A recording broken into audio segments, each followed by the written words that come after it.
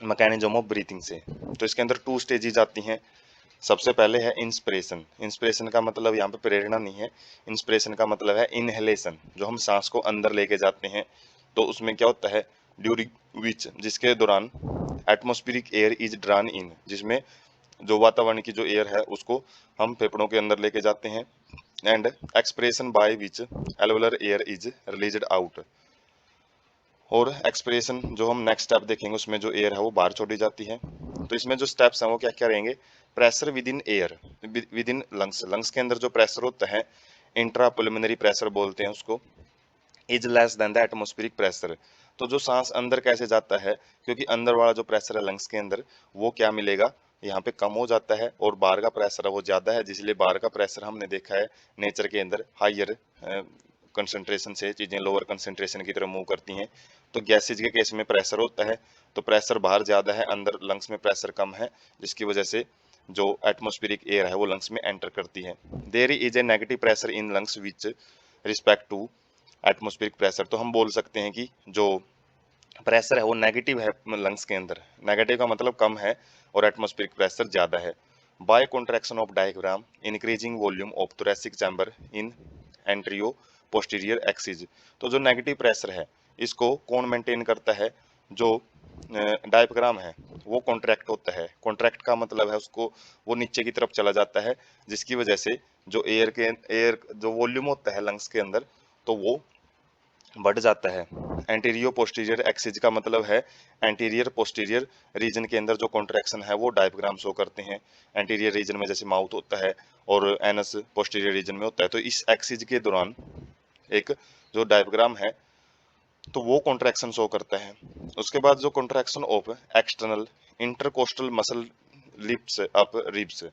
Intercostal का मतलब जो रिब्स के बीच में जो मसल्स होती हैं वो कॉन्ट्रैक्ट करती हैं, जिसकी वजह से जो रिब्स हैं वो ऊपर की तरफ उठ जाती हैं।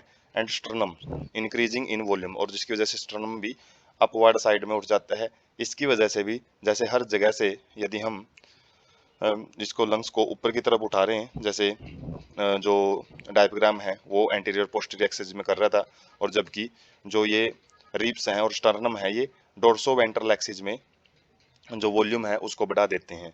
Overall increase in thoracic volume causes a similar increase in the pulmonary volume.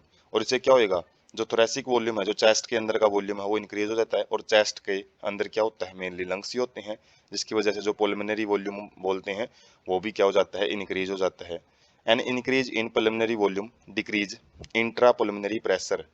तो जो हमने ऊपर देखा था प्रेशर ये कम हो जाता है, ये किस चीज़ की वजह से, जैसे गैसेज के केस में यदि उनका वॉल्यूम इंक्रीज कर देते हैं तो प्रेशर डिक्रीज हो जाता है, और वो प्रेशर एटमॉस्फेरिक प्रेशर से कम चला जाएगा, जिसकी वजह से जो एयर है वो बाहर से लंग्स के अंदर एंटर की जाती हैं। एक्सपिरेशन, एक्सपायरेशन में क्या होता है, when intra pulmonary pressure, intra का मतलब है विद इन, पुल्मोनरी का मतलब है लंग्स, और जो पल्मोनरी मतलब लंग्स के अंदर का जो प्रेशर है उसमें हाइयर चला जाता है इस स्टेप में, और जो एटमॉस्फेरिक प्रेशर है वो कम हो जाता है। और किस चीज़ की वजह से, जैसे ऊपर हमने देखा था वहाँ पे कॉन्ट्रैक्शन हो रहा था डायग्राम, यहाँ पे उसका अपोजिट प्रोसेस रिलैक्सेशन हो जाता है। इंटरकोस्टल रिब्स, जो कि इंटरकोस्टल मसल्स जो कि रिब्स के अंदर बीच में प्रेजेंट होती हैं, वो क्या करती हैं, जो रिब्स और जो स्टर्नम है वो वॉल्यूम को इंक्रीज कर रहे थे, तो यहाँ पे वो नॉर्मल पोजिशन में आ जाते हैं। तो इसकी वजह से क्या हो जाता है, थोरैसिक वॉल्यूम है और जो पुल्मोनरी वॉल्यूम है वो क्या कम हो जाते हैं, और कम होंगे तो जब जो गैसेज का वॉल्यूम कम कर दिया जाता है तो उनका प्रेशर है वो इंक्रीज हो जाता है, leading to an increase in intra pulmonary pressure to slightly above atmospheric pressure. तो इसकी वजह से क्या हो जाता है, जो इंट्रा पुल्मोनरी प्रेशर है मतलब लंग्स के अंदर जो एयर का प्रेशर है वो थोड़ा सा ज़्यादा हो जाता है एटमॉस्फेरिक प्रेशर से, और जिसकी वजह से जो एयर है वो एक्सप्लोजन का मतलब उसको बाहर धकेल दिया जाता है लंग्स से। Strength of inspiration and expiration can be increased with help of additional muscle in the abdomen। और जो हम सांस लेते हैं उस टाइम पे जो एब्डोमिन होता है, बेली रीजन होता है, वो भी क्या होता है, स्वेलअप होता है, फिर उसके बाद श्रिंक होता है। तो ये भी कुछ एक्स्ट्रा मसल्स होती हैं एब्डोमिन के अंदर, जो कि ये जो हमारे इंस्पिरेशन और एक्सप्रेशन की जो स्ट्रेंथ है उसको कंट्रोल करके रखती हैं, उसको बढ़ाने का काम करती हैं। On an average a healthy human breathes for 12 to 16 times a minute. एक मिनट में 12 से 16 बार है एक नॉर्मल पर्सन है वो सांस लेता है, तो उसकी ब्रीथिंग रेट ये रहती है। तो हम देख सकते हैं यहाँ पे जो प्रेशर का इंक्रीज या डिक्रीज कैसे किया जा रहा है। जैसे रिब्स हैं, रिब्स के बीच में जो मसल्स होती हैं उनको इंटर कोस्टल मसल्स बोलते हैं, और ये स्टर्नम पोर्शन है जो नाइफ बोन बोलते हैं, जिसको आगे प्रेजेंट होती हैं रिब्स जहाँ पे जुड़ी होती हैं। नीचे वाला जो पोर्शन हम देख पा रहे हैं ये डायफ्राम है।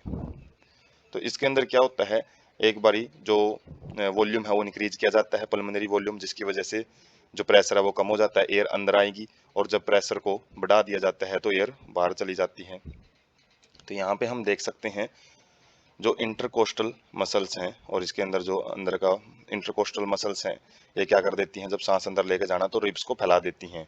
और जो डायफ्राम है वो देख सकते हैं हम, डायफ्राम भी जब सांस अंदर लेके आना है तो ये वैसे तो यू शेप्ड स्ट्रक्चर होता है डायफ्राम, लेकिन ये फ्लैट हो जाता है, बिल्कुल चपटा हो जाता है जब एयर एंटर करती हैं, और जब एयर को बाहर निकालना होता है तो ये बिल्कुल कैसा हो जाता है, यू शेप्ड स्ट्रक्चर गेन कर लेता है।